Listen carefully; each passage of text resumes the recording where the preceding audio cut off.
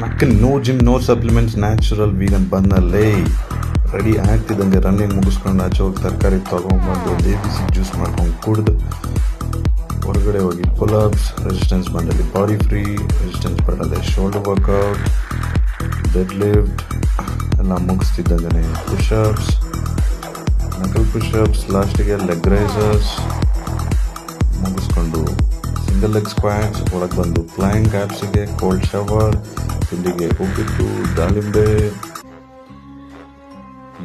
ಅಮ್ಮ ಮಾಡಿದ್ದು ಪಕ್ಕ ನಮ್ಮ ನೈಬರ್ ಮನೆದು ಕೋಡ್ಬಳೆ ಚಕ್ಲಿ ಆಗ್ತಿದ್ದಾನೆ. ಫ್ರೆಂಡ್ಸ್ ಜೊತೆ ಹೋಗಿ ಗ್ಲಾಸ್ ಮೇಲೆ ಗ್ಲಾಸ್ ಗೋವಿಂದು ಕಪ್ನಾಲ್ ಮನೆಗೆ ಬಂದು ಮುದ್ದೆ ದಾಳಿಂಬೆನೆಲ್ಲ ತಿಂದು ನೆಕ್ಸ್ಟ್ ವಿಡಿಯೋ ಏನು ಬರುತ್ತೆ ಇದೇ ಕಾರಣಕ್ಕಾಗಿ ನಾನು ವೀಗನ್ ಆಗಿರೋದು.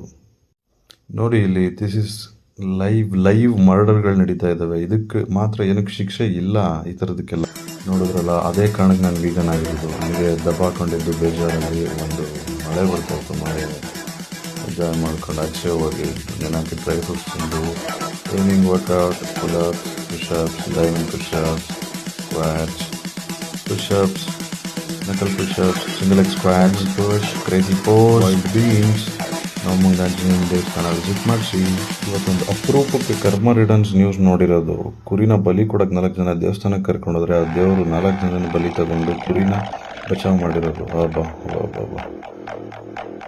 ಇದೇ ಒಂದು ನ್ಯೂಸ್ ನೋಡ್ತಾ ಟೋಫನ್ನು ನಾನೇ ಮಾಡಿಕೊಂಡು ಮುದ್ದೆ ನುಂಗಿ ರೈಸ್ ಜೊತೆಗೆ ನನ್ನ ಫ್ರೆಂಡ್ ವೈಫ್ ಮಾಡಿಕೊಟ್ಟಿದ್ದು ಉಪ್ಪಿನಕಾಯಿ ತಿಂದು ಕೊನೆಗೂ ಇವತ್ತು ಆ ಕುರಿ ಸೇವಾಗಿರೋದೆ ಮೂಮೆಂಟ್ ಆಫ್ ದಿ ಡೇ ಅಂತೇಳಿ ನೆಮ್ಮದಿಯಾಗಿ ನೀರು ಕುಡಿದು ದಬಾಕೊಂಡೆ ಗುರು.